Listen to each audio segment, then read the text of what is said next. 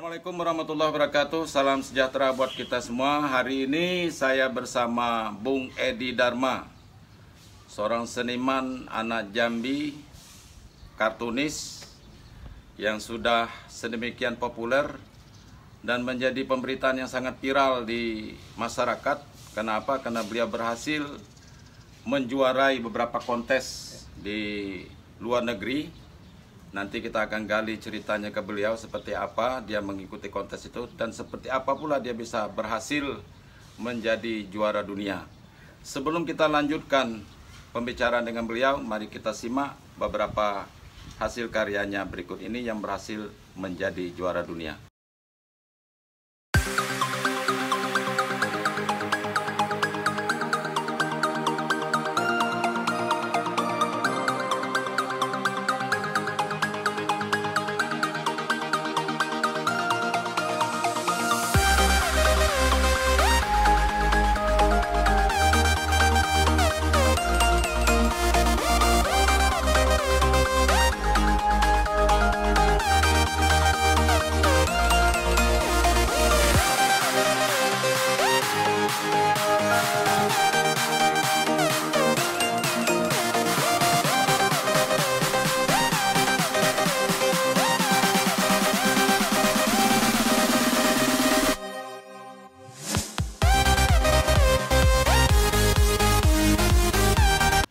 Bung Edi, kita ingin cerita sedikit seperti apa Bung Edi bisa berhasil menjadi juara dunia dalam kontes kartun ini.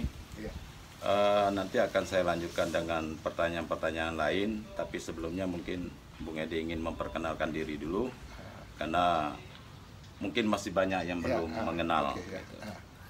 Jadi begini, Bung Odori, awal saya menekunin dunia kartun itu sejak tahun 1999.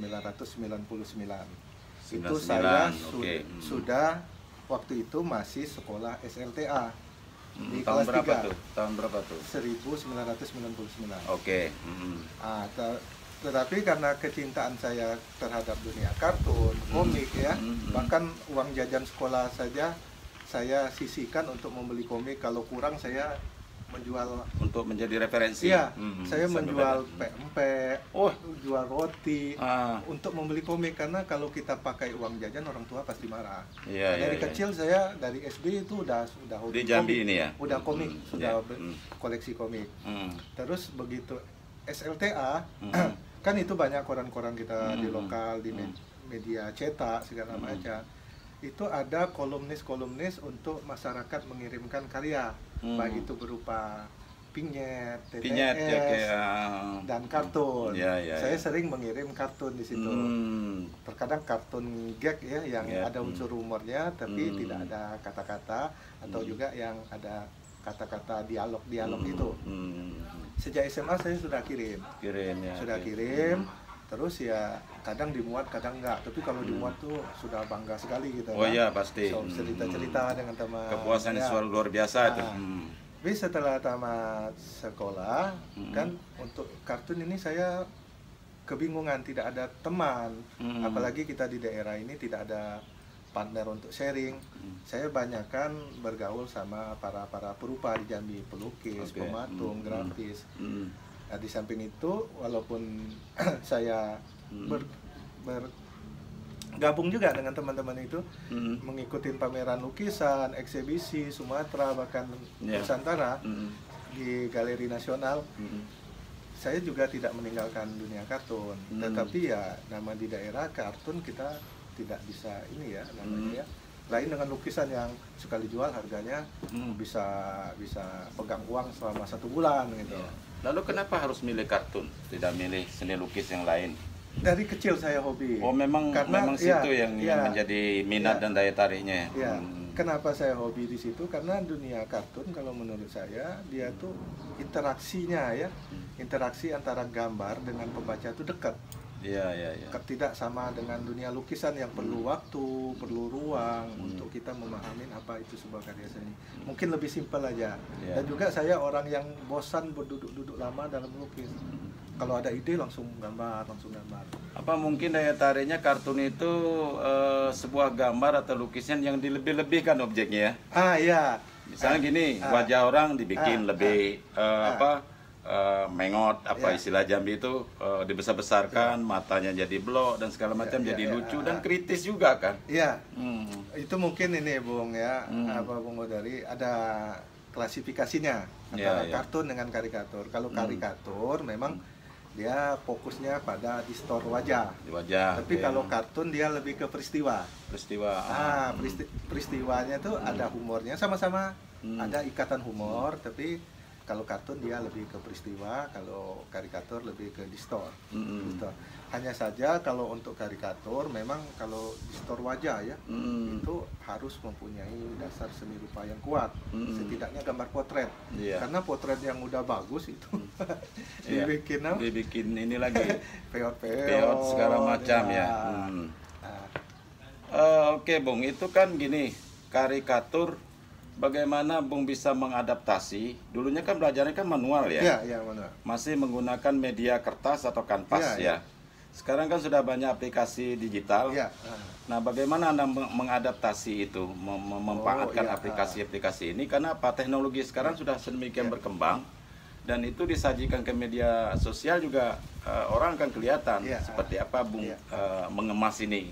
Itulah tugasnya seniman itu tidak terbentur pada satu media aja. Harus banyak belajar. Harus upgrade kita.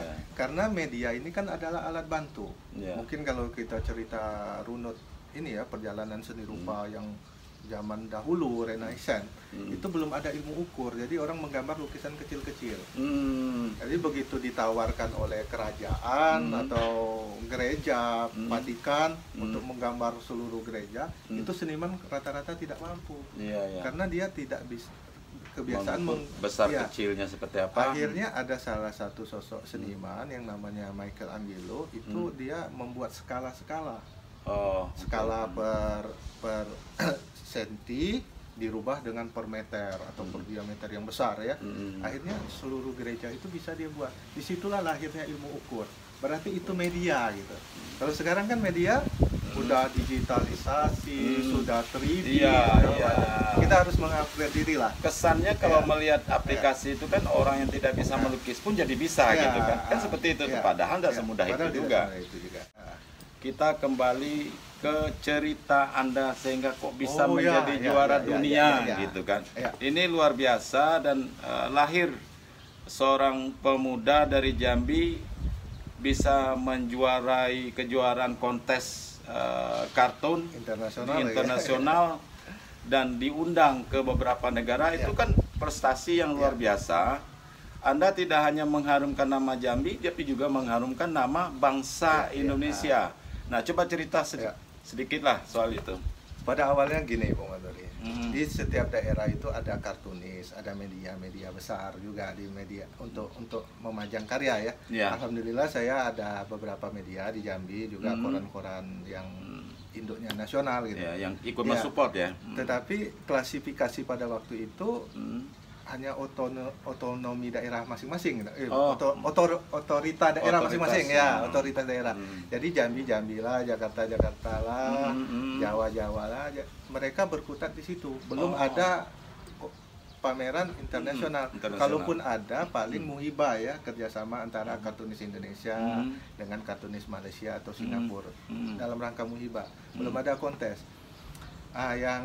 Yang awal muasal kontes itu karena pernah mendengar majalah Charlie Hebdo. Majalah Charlie Hebdo itu ada mengisi. Terbitan mana tuh? Itu terbitan Prancis, tapi wilayah sebarnya Denmark dan Polandia. Majalah cetak atau digital? Majalah cetak. Cetak. Jadi pada muatan Charlie Hebdo itu para kartunis itu menyerang sara agama segala macam. Pada waktu itu ya maaf, ini terjadi insiden ya, pembunuhan kartunis oleh ISIS segala macam ya. Jadi badan dunia yang diwenangin oleh FICO itu Federation Cartoon Organizer itu mengambil alih mengadakan kegiatan yang hubungannya dengan kemanusiaan, keadilan, kesetaraan gender. Yang jelas ke positif, tidak lagi menyerang suku, agama ini. Dan itu yang menjadi inspirasi seorang Edi Dharma lalu melahirkan pada waktu karikatur. itu saya belum. Belum. Teman-teman udah ikut, kawan-kawan yang di koran besar seperti Kompas, Republika, segala macam.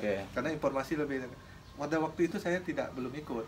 Saya hanya bergabung di komunitas Pakarti ya, Persatuan Kartunis Indonesia. Oh, sudah ada persatuan juga. Sudah ada.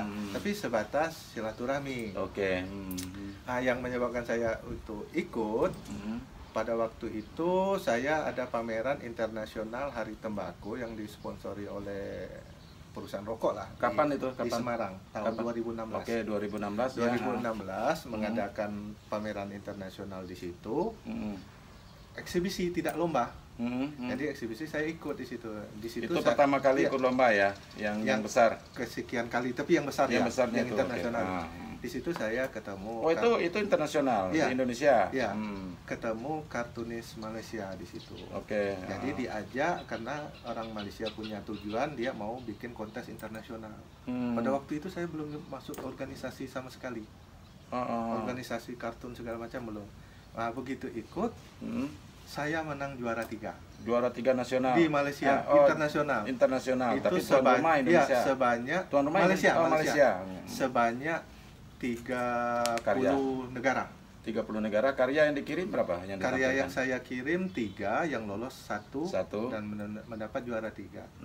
Selepas dari itu saya heboh lah ya dunia berkartunan. Ini anak dari mana, dari daerah mana, kok tiba-tiba juara. Biasanya yang sudah punya nama. Nah, setelah itu saya ditelepon oleh para senior maestro kartun Indonesia di Ted Kustana dan mengajak bergabung di Gold Pencil, Yayasan Pensil Indonesia. Di situ baru ruangnya terbuka. Semua konten internasional yang dilesensikan oleh PIKU tadi, yang PBB Badan PBB itu melesensikan Indonesia dalam naungan Gold Pencil. Dan kami para kreator kartunis tergabung di situ untuk mengikuti kontes internasional. Dan alhamdulillah nih Bung Hodori sudah juara, sudah 5 kali juara dunia saya. Mulai dari Malaysia, Siprus. Malaysia tadi tahun berapa? Tahun 2018, 19. Terus Siprus 2019 awal. Siprus di mana? Di Turki Utara. Itu saya mendapat yang tahun lalu itu ya. Juara 2. Juara 2. Setelah itu di Desember 2019 itu saya mendapat ini di Kroasia. Itu Grand Prix. Grand Prix itu juara utama, bukan juara pertama. Jadi dipilih 11 terbaik, diadu 11 itu, saya menang menjadi. Jadi sudah berapa kali juara dunia nih? 5 kali. 5 kali. Nah, yang terakhir nih Malaysia, tetapi saya di 10 besar. Finishnya di 6, di posisi 6. Itu namanya ini ya, mention honorary mention. Nama penghargaannya. Kalau sebelum itu di Rumania. Rumania saya juara 1. Iya, dari berapa 35 negara. Luar biasa. Tentu bangga ya. Sorry, ini pertanyaan nggak mungkin sedikit ini ya. Tapi tidak apa-apa saya tanya. Karikatur seorang kartunis.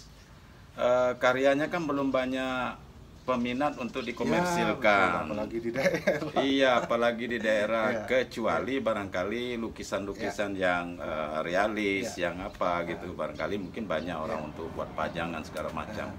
Artinya nilai ekonominya yang saya maksud itu kan masih minim gitu. Bukan berarti sebuah kartun atau karikatur tidak pantas untuk dipajang dimanapun, di rumah juga cantik gitu kan. Seperti apa sih Bung Edi mengatur kiat-kiat itu gitu kan? Karena ini kan kalau tidak ditopang oleh kebutuhan, kebutuhan ekonomi yang mapan, saya khawatir nanti lama-lama aktivitas akan lelah juga berkaryanya gitu kan. Karena ini sayang Anda seorang anak muda yang sangat potensial gitu kan. Jadi kiatnya ya itu ya. Ini guru sekarang ya, guru honor ya, guru honor ya, di guru swasta ya. Jadi kiatnya saya rasa ini kita bicara background aja lah. Iya. Hampir seluruh yang berbidang kesenian, yang jenisnya konvensional, itu agak kesulitan di Jambi. Sulitan di Jambi ya. Kita tidak bicara daerah lain seperti apa ya. Barangkali plus minusnya sama lah ya. Juga dia tidak punya bapak asuh. Oh, harus ada bapak asuh. Iyalah. Sponsorship. Ya. Karena kalau kita seniman kan berarti kita atlet. Iya. Ibarat atlet lah. Iya. Mesti ada ofisial untuk membantu. Tidak mungkin seniman memasarkan karyanya sendiri. Iya. Nah, itu hampir semua contoh kayak di seni rupa, lukis. Itu kita pameran hanya 1 kali setahun yang dibantu oleh pemerintah. Jadi setahun sebelum itu apa pekerjaan kawan-kawan? Seniman dibantu oleh pemerintah daerah dalam bentuk apa itu? Pameran. Oh, pameran. Apresiasi. Di pameran itulah kita jual karya kita ya. Itu untuk lukis gitu. Jadi dari 1 bulan itu 11 bulannya ngapain mereka? Tidak sedih juga kita lihat. Ya. Terkadang mereka bekerja untuk membuat taman, ngomong kerja bangunan. Iya. Oh, ada yang kerja bangunan juga. Yang kalau saya buruh mungkin bangunan ya. Alhamdulillah lah, Bung Hodori, karena saya punya pengetahuan sedikit skill lain juga tentang dunia pendidikan, gambar. Ya, Anda juga kan mengajar anak-anak ya. Aplikasikan ke anak-anak. Ya, mungkin tidak ke kartun dulu lah, tapi ke dasarnya kayak coloring, drawing gitu, lebih ke situ. Dan terus juga saya masih mengisi juga di media TV ya, sebagai editorial kartun. Terus ada program-program menggambar, dari situ artinya bisa lah ada pundi-pundi penghasilan sedikit tapi demi kalau sedikit untuk jenisnya harian ya atau gaji lah, saya rasa sulit lah, karena posisi kartun ini hampir sama dengan puisi. Dia bisa dipajang kalau kemarin-kemarinnya di kolom-kolom media, sementara media kita sekarang transisi. Jadi kita mesti mengupgrade diri lah. Dan juga saya juga banyak jalan sih. Kadang datang dengan teman-teman yang bekerja di pemerintahan, sharing aja. Ibarat mereka mau mempublikasikan pekerjaan mereka melalui poster yang jelimet kan sulit dimengerti gitu.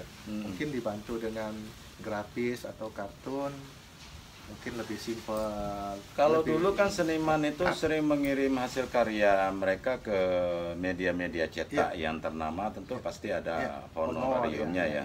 Sekarang media mainstream kita, banyak media-media digital online, itu seperti apa kalau Anda mengirimkan karya di sana? Adakah semacam penghargaan atau bayaran atau apa? Paling itulah fungsinya komunitas gitu. Fungsinya kita berkomunitas. Jadi kalau komunitas itu sudah terjalin manajerial, bisa bekerja sama dengan stakeholder. Seperti pembuatan poster keluarga berencana, anti narkoba, BNN segala macam. Itu bisa kita bekerja sama, setidaknya menanggulangin yang tadi media cetak yang semakin sempit untuk ruang seniman konvensional karya di dalamnya. Terus terhadap anak-anak generasi muda kita nih, calon-calon pelukis, calon-calon kartunis ya, karikatur ke depan ini, Bung Edi seperti apa melihatnya? Apakah mereka memang makin bertambah jumlah mereka yang berminat ke situ atau justru sebaliknya? Coba mungkin karena Bung Edi kan mengajar juga, saya lihat. Kalau saya pada dasarnya mengajar anak itu tidak pilih ini ya, pilih ada sanggar kan di rumah ya? Enggak. Paling saya privat. Privat. Beberapa grup anak yang misalnya anak ini berbakat kumpul bikin grup, saya datang gitu. Jadi nanti kalau ada orang tua yang kepingin anaknya belajar melukis dengan Bung Edi kan bisa ya? Bisa. Privat dipanggil ke rumah juga bisa. Terus? Saya mengajarkan anak ya tidak pilih pandang bulu gitu. Semua anak yang punya kemauan saya ajarkan gitu. Tetapi memang ya yang namanya seni ya, dia itu mengerucut. Yang berkemauan besar lah yang bisa menekunin gitu. Iya. Terkadang di kemauan ini yang terjadi ini ya. Tapi dengan dunia kartun ya alhamdulillah lah, dunia kartun ini tidak terlalu kaku. Jadi kita bisa istilahnya bermain sambil belajar gitu. Iya, bisa bermain. Relax ya. Relax. Apalagi ada unsur humor ya, bisa membuat nyaman.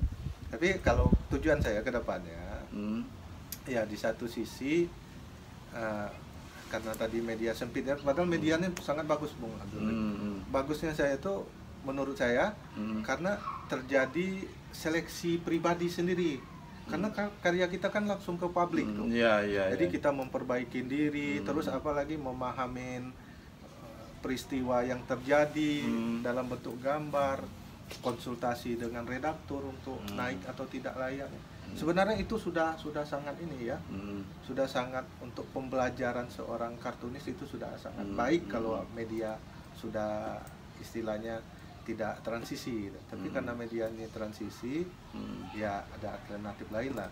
Alhamdulillah ya, karena saya udah ketemu jaringan kartun internasional yang dulu tuh mencari link-link itu kita mencari untuk mengikuti. Kalau saya sekarang tidak.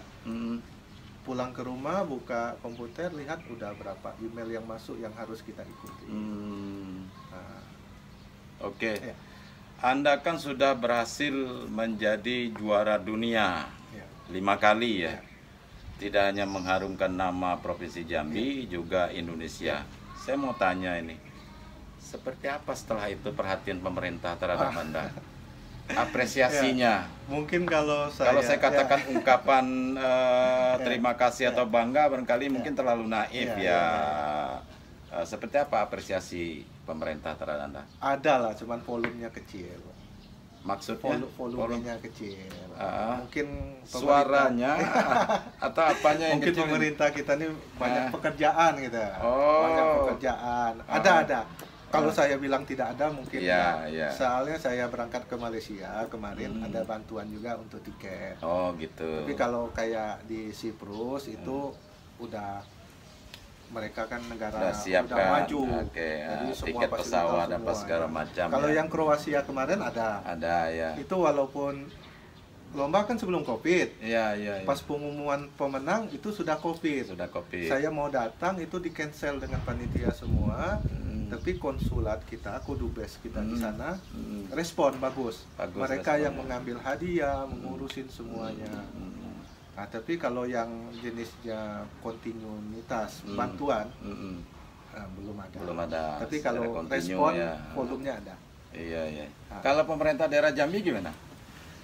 Itu saya setelah Anda pulang dari luar negeri, ini agak ngulik nih ya. Setelah Anda pulang dari luar negeri dengan membawa gelar, hadiah segala macam, dan itu sudah dipublish oleh media online segala macam, artinya prestasi Anda itu sudah diketahui oleh banyak orang. Ada Anda diundang misalnya oleh Pak Gubernur, Wali Kota, makan malam apa-apa, ada enggak? Sebagai ungkapan rasa bangga ini putra Jambi yang sudah sedemikian hebat. Kalau Pak Wali Kota respon. Tapi karena orang-orang seperti Bang Budori gitu ya yang mempublikasikannya sehingga Pak Wali Kota dengar. Jadi Wali Kota bilang berangkat ke Malaysia. Gitu ya. Untuk tiket ada waktu itu ada. Kalau Pak Gubernur ada enggak? Nah, ini Pak Gubernur harus dengar ini. Pak Gubernur. Belum ada ngundang makan malam atau sarapan pagi. Mungkin kasih support setelah pilkada. Karena sibuk nanganin COVID, sibuk bansos. Ini ngadapi pilkada lagi. Sibuk cari partai. Dan saya juga tidak mau merepotkan. Kalaupun saya merepotkan, mungkin saya di karya saya bahasa seniman seperti itu. Berkurang bahasa seniman seperti itu. Andai kata saya sebagai pemerintah sebagai penguasa, Anda tuh akan saya pajang ibarat sebuah piala di tempat yang paling tinggi. Kenapa? Untuk menggapai sebuah prestasi seperti itu kan tidak gampang. Anda konsisten untuk berkarya dari awal sampai seperti ini itu butuh pengorbanan waktu yang luar biasa kan. Dan itu yang harus diapresiasi dalam bentuk kepedulian macam-macam. Nah, seperti yang Anda rasakan sekarang, minimnya masalah ekonomi segala macam, sementara kita juga harus berkarya. Ini kalau tidak dibantu oleh negara, dibantu oleh pemerintah daerah, siapa lagi yang bantu kita gitu?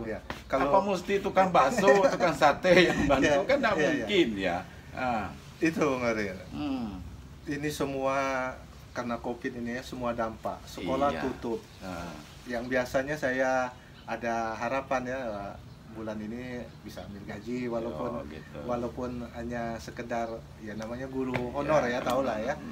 Tapi waktu COVID ini memang terdampak saya. Kartunis pemula harapan saya ya bersabar dengan kondisi daerah. Bersabar dengan kondisi daerah, terus menekunin terus keahliannya, perbanyak jaringan karena dunia ini udah luas gitu. Kalau kita hanya berpikir ke Jambi, saya rasa ya menambah pikiran aja. Lebih baik diperluas jaringan. Jangan terlalu sempit di daerah, tapi harus banyak ekspansi atau melangkah ke luar ya.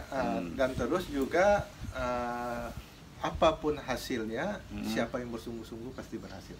Iya, jangan mudah menyerah. Karena seperti Anda cerita tadi, riwayat awalnya gimana harus menyisihkan uang jajan. Sampai jualan apa tadi? Roti untuk beli komik. Nah, ini kan kisah-kisah inspiratif seperti ini juga harus banyak diketahui oleh generasi muda sekarang.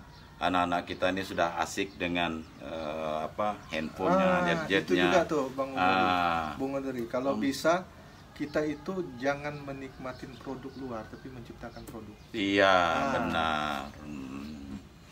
Oke, mungkin ada lagi yang mau ditanyakan? Cukup? Sudah. Baik. Sudah sampai semua. Iya, saudara sekalian, demikian perbincangan singkat saya dengan Bung Edi Dharma, seorang kartunis asal Jambi yang sudah 5 kali menjadi juara dunia. Dia sudah menceritakan bagaimana suka duka dan lain sebagainya. Mudah-mudahan ini akan menjadi inspirasi kita semua dan menjadi kepedulian kita juga untuk kalangan para seniman yang sudah ikut serta mengharumkan nama bangsa ini dengan karya-karya positif mereka. Dan tentu saja kita doakan semoga situasi ini, pandemi COVID-19 yang juga berdampak pada kehidupan seniman akan segera berakhir. Dan kita akan tetap jaya untuk selalu berkarya. Ayo kanti-kanti, jangan lupa subscribe, like, and comment channel Dori Bae agar semakin berkembang, menginspiratif, dan mengedukasi kita semua.